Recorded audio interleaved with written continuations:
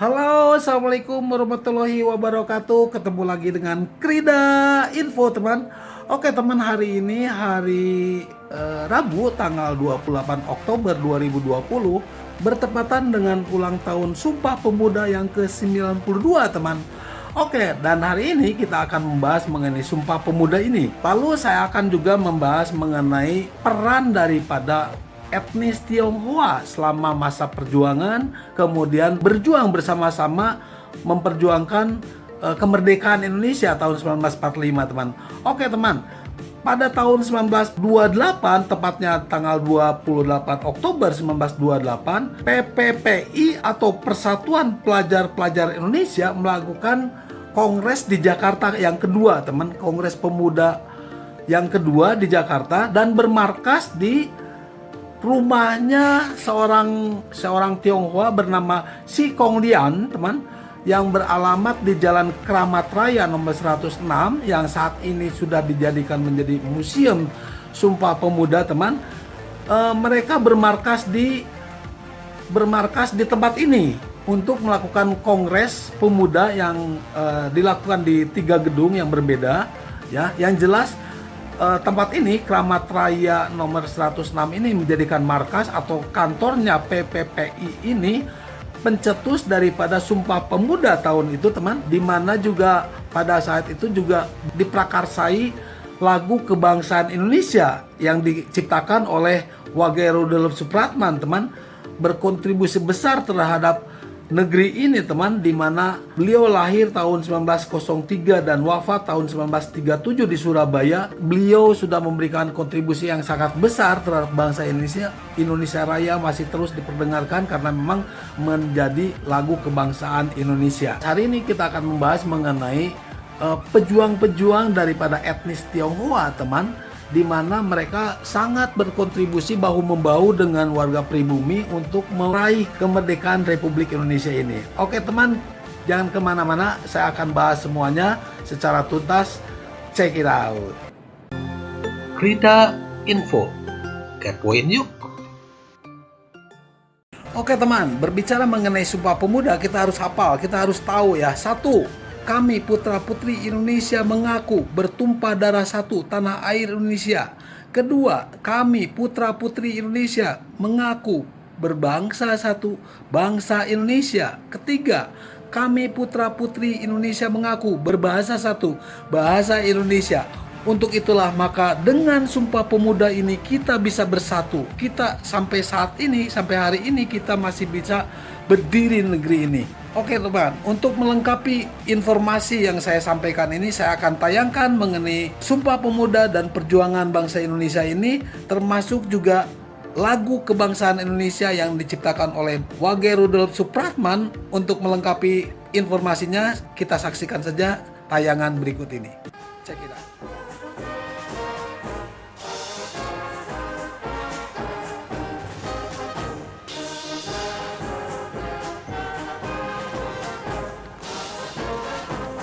Di dalam perjalanan sejarah kehidupan bangsa Indonesia, tahun-tahun awal abad 20 memunculkan suatu kebangkitan rasa kesadaran berbangsa.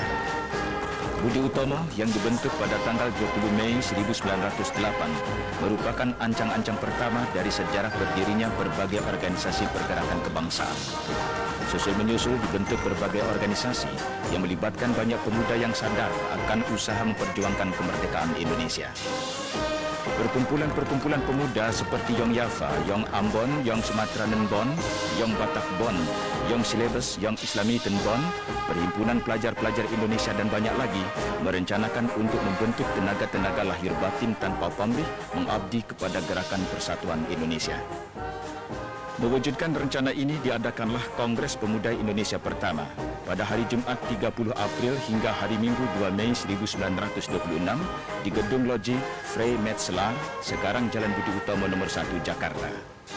Pembicaraan selama kongres dibagi atas 3 kelompok. Kelompok pertama bertugas membahas dan mematangkan cita-cita satu nusa, bangsa, dan satu bahasa. rumusan cita-cita ke arah Gerakan Persatuan Indonesia ini yang ditugaskan kepada Muhammad Yamin kemudian diajukan dalam Sidang Umum Kongres Pemuda Indonesia kedua yang diadakan pada tanggal 27 dan 28 Oktober 1928 di Jakarta. Pada pertemuan hari Minggu malam 28 Oktober 1928 di Gedung Indonesia's Clubhouse Keramat nomor 106 dicapai suatu keputusan teramat penting yang menjadi landasan keyakinan persatuan Indonesia yang kemudian dikenal sebagai Sumpah Pemuda Indonesia. Di dalam pertemuan yang sama, untuk pertama kalinya diperdengarkan lagu yang semula berjudul Indonesia yang kelak menjadi lagu kebangsaan Indonesia Raya. Tergugah oleh sebuah karangan dalam majalah Timbul yang terbit di Solo yang mempertanyakan manakah komponis Indonesia yang bisa menciptakan lagu kebangsaan Indonesia yang dapat membangunkan semangat rakyat, terciptalah syair dan lagu Indonesia oleh Wage Rudolf Supratman. Supratman yang dilahirkan di Jatinegara pada tanggal 9 Maret 1903 meninggal dalam usia muda di Surabaya pada tanggal 17 Agustus 1937. Masa-masa pahit manis dijalaninya, terutama kehidupan sebagai wartawan yang banyak melibatkannya dalam kegiatan pergerakan kebangsaan. Cobaan hidup datang ketika pada bulan Februari 1929, pemerintah Hindia Belanda melalui Prokureur General mengeluarkan larangan untuk menyanyikan lagu Indonesia Raya. Bagi pemerintah kolonial, kata-kata dalam syair lagu Indonesia Raya dirasa berbahaya dan bahkan menurut laporan Kepala Komisaris Polisi Batavia mengandung muatan politik. Oke, saya juga akan sampaikan bahwa dari perjuangan-perjuangan etnis Tionghoa pada saat perjuangan bahwa etnis Tionghoa melebur dengan suku-suku pribumi, ada beberapa pejuang yang sudah dinyatakan sebagai pahlawan nasional, teman. Saya mencatat ada 7 pejuang yang patut kita tahu, teman. Satu adalah namanya adalah John Lee, ya. John Lee, nanti akan saya sampaikan siapa itu John Lee. Kemudian yang kedua adalah Lee Eng Hock, teman. Lee Eng Hock, ya. Kemudian yang berikutnya adalah So Bun Seng. So Bun Seng, oke, teman. Kemudian ada lagi yang namanya adalah Chia Giok Tuam. Chia Giok Tuam, teman. Kemudian yang berikutnya yang kelima adalah Ferry Si King Lin. Ferry Si King Lin, teman. Kemudian yang berikutnya adalah ada Ong Chong Bing. Ong Chong Bing, ya. Mereka adalah pejuang-pejuang di masa kemerdekaan dan revolusi, teman. Kemudian yang berikut yang ketujuh adalah Soe Hok Gi.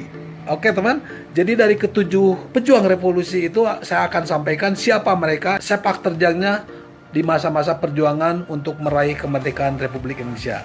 Oke, teman, saya akan turun, saya akan jalan-jalan, saya akan sampaikan mengenai ketujuh pejuang revolusi kemerdekaan Indonesia, teman, dari etnis Tionghoa. Oke, teman, jangan kemana-mana, tetap dengan Krida Info. Check it out. Halo teman, balik lagi dengan Krida Info. Sambil jalan-jalan kita akan bercerita mengenai siapa sih 7 etnis Tionghoa yang merupakan pahlawan nasional itu, teman. Dan ini saya memperlihatkan sambil jalan-jalan di kota Bandung. Dan saat ini Bandung memang sudah mulai hujan, tiap hari hujan. Bahkan di beberapa bagian sudah ada banjir-banjir.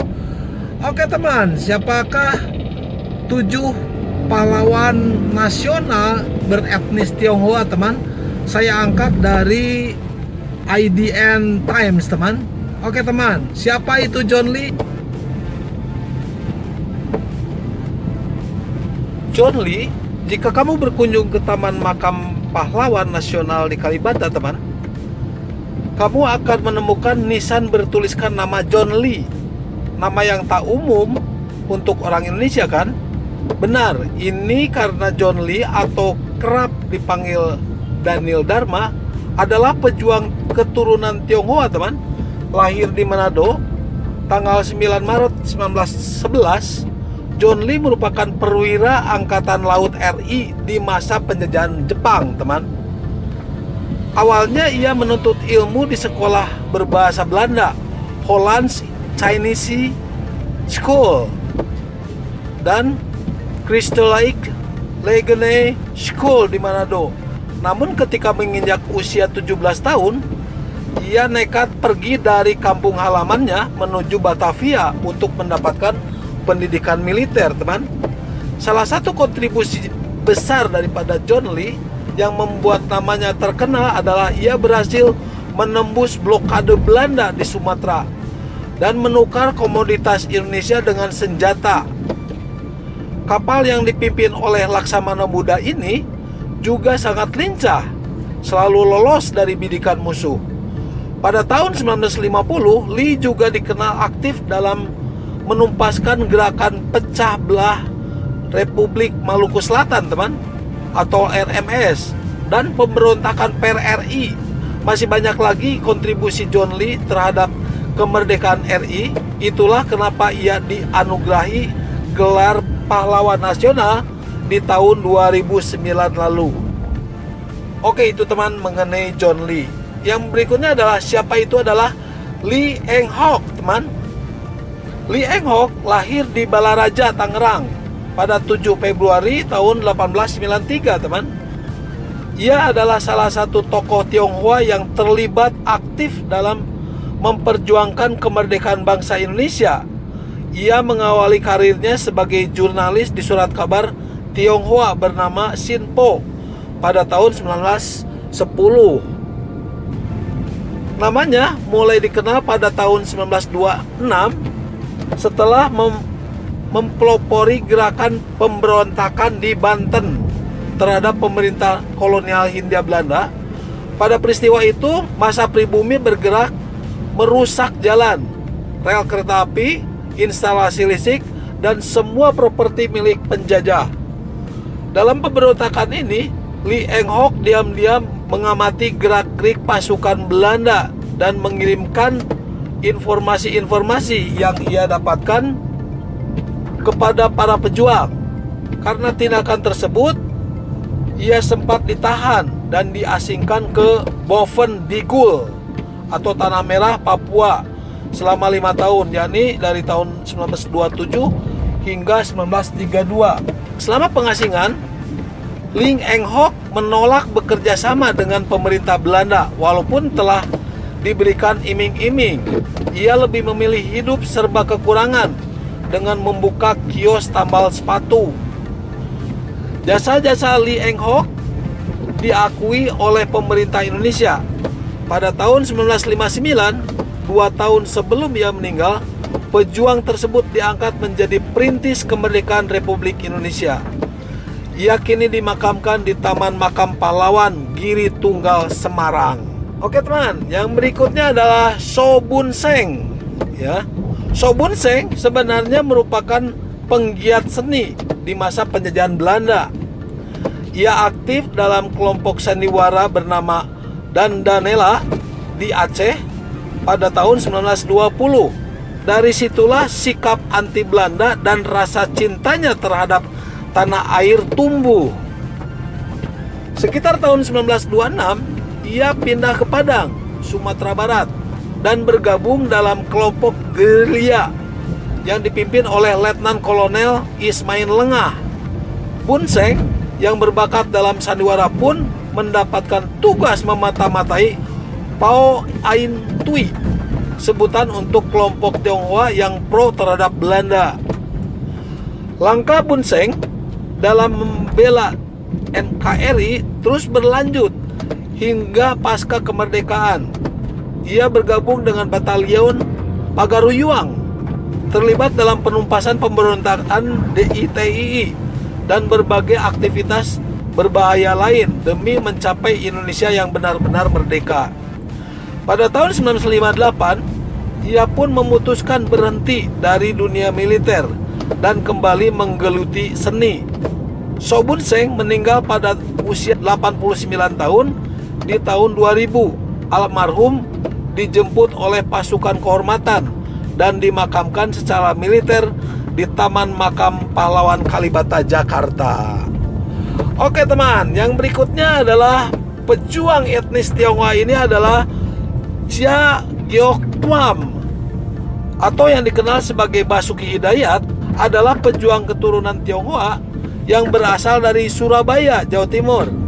Lelaki kelahiran 1927 ini telah terlibat dalam pertempuran melawan Belanda sejak usia 18 tahun. Saat itu ia bergabung dalam pasukan 19 Korps Mahasiswa Jawa Timur atau CMDT. Perjuangan Basuki Hidayat terus berlanjut hingga tahun 1950. Ia melaksanakan tugas terakhirnya sebagai pasukan gerilya CMDT. Setelahnya ia resmi mundur dari dunia militer dengan pangkat terakhirnya yakni Letnan II atau Letda, untuk melanjutkan studinya di Fakultas Kedokteran Universitas Airlangga Surabaya.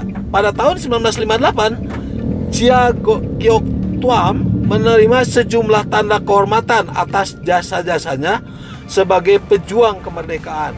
Di antaranya adalah Satya Lencana Perang Kemerdekaan Kedua, anggota Veteran RI, serta Satya Lencana Peristiwa Gerakan Operasi Militer ke-1. Ia juga dimakamkan di Taman Makam Pahlawan Surapati, Malang, Jawa Timur, dalam peti berhiaskan bendera merah putih. Oke teman, yang berikutnya adalah Ferry Si King Lin. Oke teman, saya berada di Gedung Sate ya. Gedung Sate saya coba akan turun dulu ya. Nanti akan saya lanjutkan lagi ceritanya.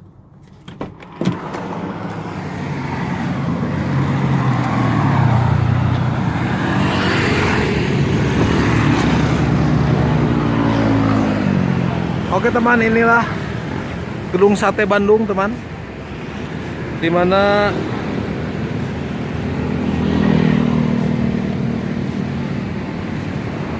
inilah Gedung Sate di Bandung ya. Buat kalian yang belum tahu mengenai Gedung Sate, ini dia ya. Oke, kalau malam memang ditutup. Kalau siang itu bisa masuk ke situ teman. Di situ ada plasanya, bisa foto-foto. Nah, ini dia Gedung Sate teman. Gedung Sate. Oke. Di sini nggak ada penjual sate teman.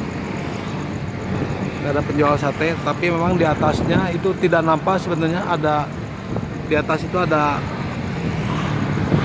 seperti sate, tapi nggak ada. Oke, nggak kelihatan. Oke, sekarang saya berada di Jalan Diponegoro teman, dan di depan saya itu adalah gazebo ya, gazebo. Sebetulnya gazebo itu bukan dari gazebo atau dari bahasa Belanda, tetapi gazebo itu adalah gabungan sepak bola Indonesia Bandung Utara teman. Jadi dulu ada Persib, ada gazebo, gabungan sepak bola Indonesia Bandung Utara. Oke, ini dia teman gazebo tuh. Ada taman di situ ya, tapi saya tidak masuk. Oke teman, saya akan teruskan lagi mengenai cerita ya, mengenai kisah daripada 7 pejuang pahlawan nasional Indonesia yang berketurunan etnis Tionghoa teman. Oke, saya akan lanjutkan lagi teman sambil jalan. Jangan kemana-mana, tetap di Krida Info. Check it out.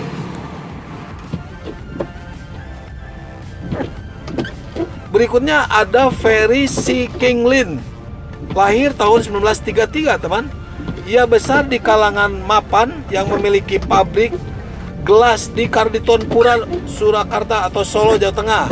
Walaupun masa depannya bisa dibilang terjamin, Si King Lin dengan berani mengambil risiko sebagai pejuang kemerdekaan. Saat berusia 16 tahun, ia ikut mengangkat senjata dalam pertempuran di Solo tahun 1949. Ia bersama 4 rekannya yaitu Ciptaji, Salamun, dan Semedi serta Suhandi diberi misi khusus oleh pimpinan. Mereka harus memberikan dorongan kepada rakyat untuk ikut berjuang. Kelima orang itu pun membuat berbagai coretan di tembok, membagikan selebaran, dan menangkis berbagai propaganda pemecah belah yang digaungkan oleh Belanda. Mereka juga bertugas menembaki markas pasukan Belanda di malam hari secara gerilya.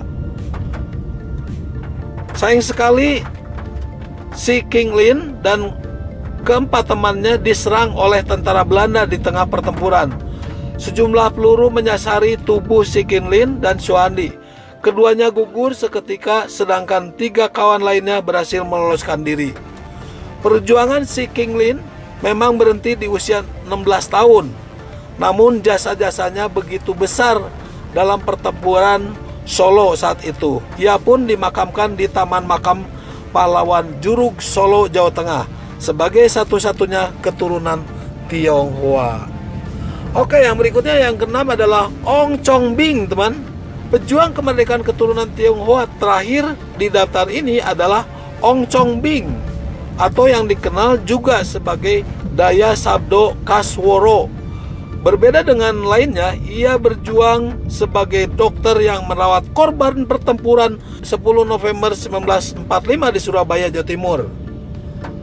Setelah menempuh pendidikan sebagai dokter gigi di tahun 1953, Ong Chong Bing pun bergabung di dunia militer sebagai pegawai sipil.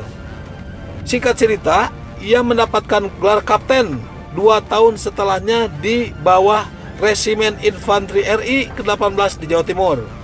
Selama menggeluti bidang militer, ia aktif menumpas beberapa gerakan pemberontakan seperti DITI, Operasi PRRI, Permesta, hingga Mandala Trikora. Ong Chong Bing juga diminta untuk mendirikan rumah sakit militer di Jayapura dan menjadi kepala kesehatan Kodam Cendrawasih pertama di sana. Hingga akhirnya pejuang tersebut pensiun pada tahun 1976 dengan menyandang pangkat Letnan Kolonel. Oke, yang berikutnya adalah mengenai Choi Hok-gi. Nama Choi Hok-gi mungkin sudah tak asing lagi bagimu. Meskipun tidak terlibat langsung dalam pertempuran kemerdekaan, Choi Hok-gi adalah tokoh keturunan Tionghoa yang patut untuk diteladani. Lahir di Jakarta 17 Desember 1942, Choi Hok-gi adalah aktivis reformasi yang menentang kediktatoran pemerintahan Indonesia saat itu. Ia sangat gencar menyuarakan pemikirannya melalui tulisan yang dipublikasikan di koran Kompas, Sinar Harapan, Harian Kami, Mahasiswa Indonesia, hingga Indonesia Raya. Bisa dibilang bahwa Choi Hok-gi adalah salah satu pelopor gerakan mahasiswa yang mengkritisi pemerintah. Bahkan banyak yang meyakini bahwa Gi adalah salah satu kekuatan yang berhasil menumbangkan pemerintahan Soekarno. Gi meninggal di usia yang sangat muda pada tahun 1969, tepat sehari sebelum ulang tahunnya yang ke-27. Ia meninggal ketika mendaki Gunung Semeru bersama dengan teman-temannya. Saking inspiratifnya, catatan-catatan harian Choi Hok-gi pun dicetak menjadi buku dan difilmkan dengan judul Gi pada tahun 2005. Selain disebutkan di atas, sebenarnya masih banyak pejuang keturunan Tionghoa lainnya yang mungkin tidak mendapatkan sorotan. Kegigihan mereka patut untuk dikenang dan diteladani. Mari bersama-sama menjaga Indonesia, hilangkan semua sentimen rasial agar bangsa kita bisa lebih maju di masa depan. Oke teman, itulah ketujuh pahlawan revolusi keturunan Tionghoa.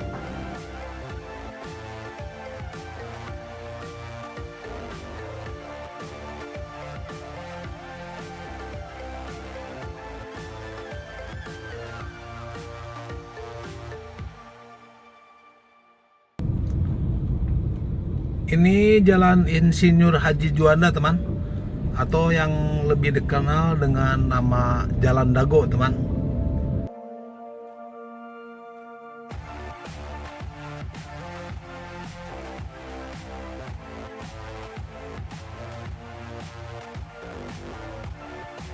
Oke teman, itulah ketujuh pahlawan nasional etnis Tionghoa, teman, dimana kita tahu saat ini bahwa memang dari sejak memperjuangkan kemerdekaan hingga mempertahankan kemerdekaan Republik Indonesia ini, teman, peran daripada etnis Tionghoa ini tidak terlepas daripada perjuangan itu, teman.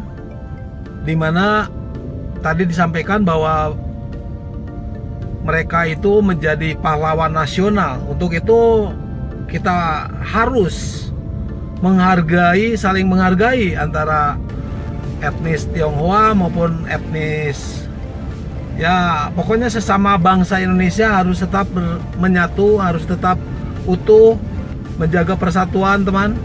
Mudah-mudahan dengan informasi ini lebih mempererat lagi sesuai dengan maksud dan tujuan daripada Sumpah Pemuda dan Bhinneka Tunggal Ika. Ya, kita harus selalu bisa menjaga persatuan ini, teman, sampai kapanpun, untuk tetap menjaga persatuan keutuhan Republik Indonesia ini, teman. Oke, teman, dari Jalan Insinyur Haji Juanda, Jalan Dago, Bandung, saya mengucapkan terima kasih atas perhatiannya. Mudah-mudahan informasinya bermanfaat buat Anda. Dan jangan lupa untuk like, share, maupun subscribe channel ini. Ya, terima kasih atas perhatiannya. Saya pamit. Wabillahi taufik wal hidayah. Wassalamualaikum warahmatullahi wabarakatuh. Selamat malam, teman. Salam dari Bandung. Selamat Hari Sumpah Pemuda. Bye. Terima kasih sudah menonton.